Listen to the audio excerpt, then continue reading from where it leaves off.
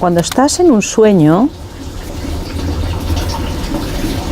sobre todo cuando estás en un sueño y si despiertas dentro del sueño en esos primeros estados de despertar y tal, que tienes la conciencia muy cerquita, quiero decir, tu cuerpo energético y tu conciencia está muy cerquita de tu conciencia del despierto, pues sí, lo que pasa es que los incorporas en tu sueño, ¿no? O sea, si se enciende la luz o hay un ruido, te puedes sacar del sueño, de un impacto. O sea, imagínate que tú estás soñando lúcido y estás en una habitación en la que hay una librería, por ejemplo, y de repente, pues de un golpetón, yo qué sé, o se cierra la puerta de golpe o se caen 20 libros al suelo, pues ese impacto te puede hasta sacar de la experiencia, ¿no? Pero si no las incorporas, si de repente hay luces o hay ruidos externos, o pasa un coche o pasa tal, o el ruido del agua o cosas así, uno las incorpora en su sueño y entonces sí, es consciente, digamos, no es consciente del estímulo exterior, pero de alguna manera sí los percibe y los incluye. Sería un poco la cosa. Cuando uno ya está en un estado muy profundo y su conciencia está a un nivel más profundo, está en otro vehículo más sutil, pues no, muchas veces no los percibe. No los percibe ni los incorpora ni nada, es que no los percibe. Entonces también depende del nivel, pero en un sueño lúcido normal, digamos, de los que tú estás soñando y te das cuenta que estás soñando y etcétera, sí, los percibes de alguna manera y los incluyes. En un sueño lúcido muchas cosas de las que ocurren son fruto de tu propia energía, Hay cosas que son fruto de tu voluntad si tú tienes voluntad de mover y de cambiar cosas. En un sueño en general muchas de las cosas son solo fruto de tu energía. Por eso don Juan decía que no hay poder en el sueño, entendiendo por poder energía, que es lo que los perceptores y lo que pretendía enseñarle a Carlos Castaneda, que era a percibir, ¿no? A percibir energía. Entonces el sueño se forma de proyecciones, de impulsos, de emociones que uno proyecta montando una historia, exactamente igual que aquí, exactamente igual que aquí. Entonces si tú te das cuenta de que estás en un sueño, casi todo lo que hay no tiene energía propia, sobre todo al principio, tus primeros sueños, ¿no? Casi todo lo que hay es tu propia energía proyectada en objetos, en personas, en relaciones, etcétera, ¿no? Y tu voluntad actúa para poder cambiar, modificar, moverte y hacer cosas cuando tú tienes lucidez. Entonces, a partir de ahí puedes aprender a percibir que no todo lo que ocurre en el sueño es fruto de tu propia voluntad ni de tu propia energía, porque al igual que aquí, pues nos relacionamos, ¿no? Y entonces no todo, igual que aquí, no todo depende de uno, ¿no? No todo depende de uno. Uno puede hacer solo su parte, y luego pues hay cosas que dependen de otras personas o del misterio, ¿no? Porque parece que con entrenamiento suficiente podamos acceder a todo, y realmente yo creo que no. Creo que hay una parte que el misterio es misterio y que hay una parte que es insondable, ¿no? Incomprensible e incognoscible para nosotros, y con eso también hay que contar. Pero en un sueño casi todo es energía, sobre todo al principio, como decía, es la energía propia de uno, y uno cuando tiene voluntad de cambiarlo, sí, pero eso ya es elección personal del soñador, en su caso. Pero bueno, yo creo que cualquier persona que se embarca en este tema del sueño lúcido, etcétera, y tiene voluntad de despertar en el sueño, pues tiene voluntad de actuar, ¿no? Y entonces se incluye su voluntad. Y entendemos por voluntad energía de vientre. La voluntad es la energía de vientre, que hay que trabajar para tener bastante energía de vientre y poderse mover dentro del sueño y poder cambiar cosas y poder ejercitar la propia voluntad, entendiendo por voluntad eso, porque en el sueño las cosas se cambian desde una sola orden que uno se da desde el vientre. Uno dice, bueno, que desaparezca esto, y desaparece si uno utiliza la energía de la voluntad correctamente. Entonces, bueno, es difícil de responder eso de sí, porque es como amplio, ¿no? Es como amplio y tiene niveles. No todo lo que hay en un sueño es nuestra propia energía. Cuando uno trabaja la luz y observa, ve que todo no es nuestra propia energía. Al principio casi todo lo es, y lo que es lo que pertenece a nuestra propia energía, pues sí se puede cambiar con nuestra voluntad, desde luego. Sí, exactamente igual que aquí. Todas las noches nos vamos a dormir y todas las noches desaparece la persona que creemos ser, suspenden los sentidos, los que percibimos, nosotros percibimos con nuestros sentidos, con nuestro oído, nuestro tacto, nuestra vista, nuestro olfato. Todo eso se suspende y de repente uno reaparece de nuevo, de una manera mágica, en otro mundo distinto, en el mundo del sueño, ¿no? Así, sin saberlo, uno desaparece y vuelve a reaparecer. Así que eso es como una pequeña muerte, ¿no? Cuando uno aprende a hacer ese paso lúcidamente, a encontrar las señales, las luces, y aprende a saltar ahí conscientemente, uno necesita para eso desapego. Desde las tradiciones orientales, desde el budismo tibetano, por ejemplo, las prácticas tántricas del yoga del sueño, se trabajan como un trabajo para poder entrar lúcidamente a la muerte, ¿no? Para poder morir de manera lúcida. Los yogas del sueño están muy relacionados con las prácticas del bardo, de los mundos intermedios, y el poder entrar en la lucidez, en la muerte, ¿no? También en las tradiciones toltecas, así, también. Y por eso se trabaja, una de las cosas fundamentales, que además nos hace acumular muchísima energía, nos ayuda a percibir, nos ayuda a poder distinguir determinados estadios dentro de la práctica espiritual, es el trabajo con uno mismo y el desapego, ¿no? Desde las tradiciones orientales se trabaja mucho el desapego, que de eso hemos oído hablar todos, ¿no?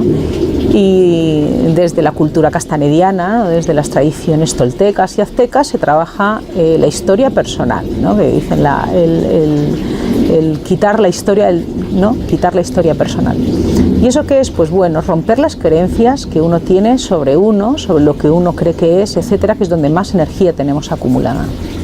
Cuando uno muere, o sea, la muerte del ego es lo último, ¿sabes? Por eso hay mucho miedo a morir, porque hay mucho miedo a perder la imagen que tenemos de nosotros, a perder el punto de continuo con la realidad. Pero la muerte solo es una ilusión, o sea que desaparece el cuerpo físico y todo lo que con él se podría hacer, ¿no? Pero la conciencia permanece despierta. Si uno puede mantener la conciencia despierta durante el sueño, si uno puede mantener siempre su conciencia despierta, llegará a la muerte consciente y podrá dar ese paso conscientemente, ¿no? Al fin y al cabo, es un entrenamiento diario. Cada noche desaparecemos en quien creemos ser y reaparecemos en ese mundo onírico, ¿no? Con otro vehículo, con otras fórmulas, ¿no? Con otras creencias, otras historias, ¿no? A vivir otras cosas distintas en otros mundos completamente diferentes, ¿no? Entonces, sí tiene relación, sí tiene relación. Además de que al ir ensoñando, ir trabajando internamente, ir trabajando en los canales de energía de los cuerpos sutiles, etcétera, se configuran cuerpos mucho más sutiles, capaces de entrar en contacto con otros mundos completamente diferentes, capaces de percibir los filamentos de los que está hecho el universo, ¿no? Y entonces uno se da cuenta de que la muerte no es verdad, que uno muere muchas veces en su vida, ¿no? Y que la muerte solo es un paso más dentro de la vida, ¿no? Dentro del continuo de la vida y del continuo de la conciencia, pues la muerte solamente es un paso más, ¿no? Entonces, es una manera de darse cuenta uno de ello, ¿ve? Desde la lucidez del sueño y la observación desde la lucidez del sueño y dar ese paso lúcidamente, uno aprende que la muerte es una fantasía, una más, y que realmente es el apego a la materia y a lo material, entendiendo. Esto quiere decir, cuando hablo del desapego no hablo del no dar importancia, ¿eh? No dar importancia y desapego son cosas bien distintas, ¿eh? pero sí tiene relación, sobre todo esa relación de poder dar ese salto consciente y de poder mantener la conciencia despierta en todos los momentos de tu vida hasta el momento de poder liberarte del cuerpo biológico y poder entrar en un cuerpo mucho más sutil. Es una pregunta compleja esta, de todas maneras difícil de explicar y difícil de entender porque toca sensibilidades, toca muchas sensibilidades emocionales a muchos niveles y es una pregunta compleja. La muerte no es lo mismo en todas las culturas, tampoco. En nuestra cultura occidental la muerte es algo que nos lo quita todo, ¿no? Nos lo arrebata, ¿no? Nos mueve emocionalmente un montón y nos quita. Entonces hay mucho miedo a la muerte no se entiende como algo, no sé, pero no es así en todas las culturas. En muchas otras culturas la muerte solo es un tránsito más, no es un paso más, y entonces ese enfoque de la muerte diferente hace ver la vida de otra manera también, ¿no? Entonces hay que desaprender mucho. O sea, el poder avanzar a nivel perceptivo, el poder avanzar a nivel espiritual, a nivel interno, sea como fuese, o sea, porque el avanzar a nivel interno se habla desde esta perspectiva espiritual y parece que sea, pues bueno, que uno tenga que llevar colgantes raros y sentarse en un zafo a meditar, pero avanzar a nivel interno es que empieza por conocerse uno, ¿no? Uno se conoce uno mismo, empieza a conocer sus propias limitaciones, aprende a quererse como es, ¿no? Y empieza a hacer las cosas en su justa medida, establece cambios personales y eso empieza a ampliar los límites de la conciencia. Hay muchas vías para llegar a lo mismo, muchas vías. Y eso también te cambia la idea de lo que es la muerte. Claro, pero es un tema realmente comprometido el de la muerte, e interesante. Hay muchos estudios de muchos psicólogos y de gente que es soñadora lúcida y ha encontrado muchas vías de poder trabajar terapéuticamente desde el sueño lúcido. Pero bueno, desde mi propia experiencia se superan miedos y se rompen bloqueos, porque uno se enfrenta a situaciones muy reales que le pueden asustar, atemorizar. De hecho, hay mucha gente que entra en lucidez en una pesadilla, porque ese miedo le hace al final entrar y decir, caramba, si esto es un sueño me puedo cargar al monstruo. Entonces ese cargarte al monstruo rompe bloqueos y paradigmas, además de que te sirve para vivir cosas y exponerte a situaciones con mucha realidad y aprende uno después a enfrentarlas en su propia vida cotidiana. He leído de que hay estudios incluso de que se han hecho trabajos de sueño lúcido, etcétera, con gente para estrés postraumático y demás. No tengo contacto con ello, pero sí que he leído de algunos investigadores estadounidenses que han hecho trabajos en esa dirección.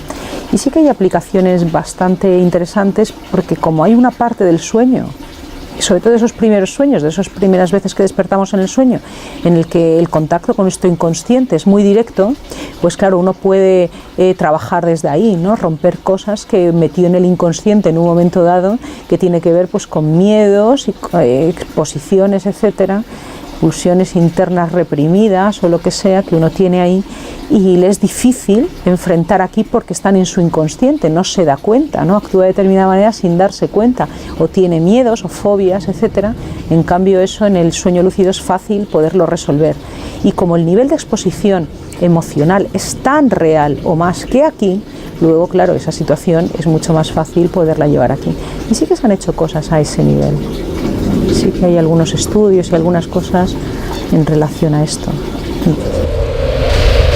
Sí que es difícil no experimentarlo y quedarse indiferente, eso es difícil. Lo he visto en alguna ocasión y sobre todo es por esto que comentábamos antes de que se intensifica la dualidad, ¿no? Uno se aferra a que una cosa es real y la otra no. Pero lo más interesante de cualquier práctica en la que tu conciencia cambie y se amplíe es poderla integrar en tu vida cotidiana. Uno necesita grandes cosas para esto, uno necesita, sobre todo, o sea, hay tres cosas fundamentales que si uno quiere ampliar su nivel de conciencia y si tiene conexión con sus sueños, si tiene facilidad y curiosidad por explorar un poquito, hay tres cosas que necesita, que son energía, atención y silencio interno.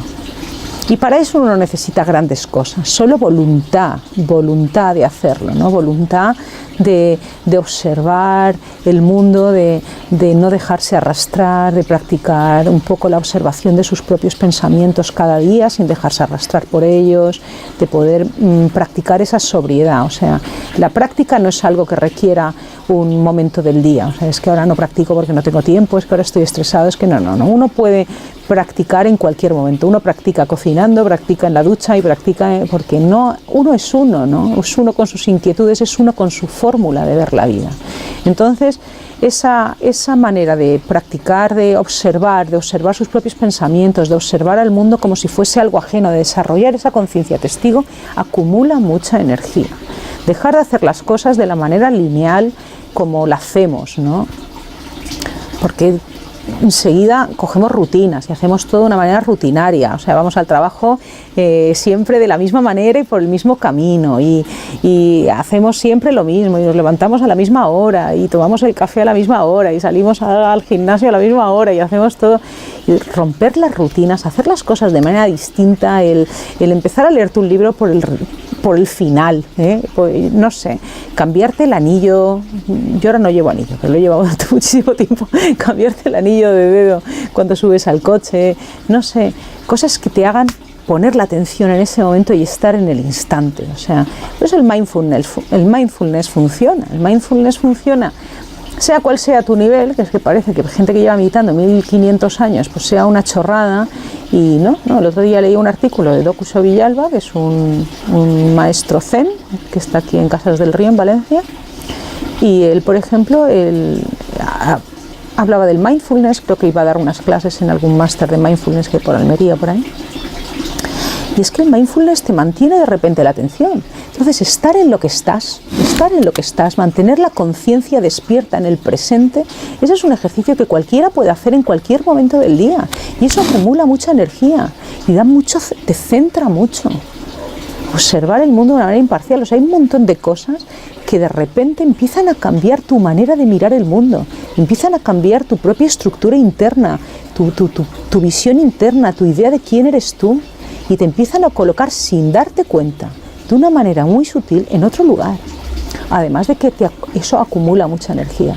Luego sentarse a meditar, observar los propios canales de energía, cómo recorren la energía por el cuerpo, el irse a dormir uno por la noche y decir, bueno, pues esta noche voy a recordar los sueños y anotarlos en una libretita.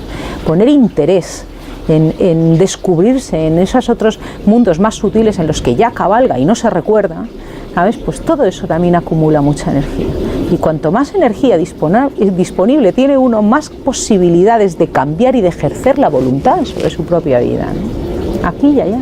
Entonces, hay muchas pequeñas cosas, desde la perspectiva cotidiana, que uno puede hacer desde ya, cada día, y que eso sí cambia. No hace falta tener todo un kit de meditación y de ensoñación y no lo diré yo porque no mola, porque yo tengo mi propio kit y me encanta, ¿sabes? O sea, no es una cuestión de tenerlo o no tenerlo, pero no hace falta. El mundo se ha puesto ahí para que uno lo observe, los árboles están ahí para que uno hable con ellos y los sienta y perciba cómo la envoltura energética que rodea tu cuerpo percibe también el mundo, ¿no?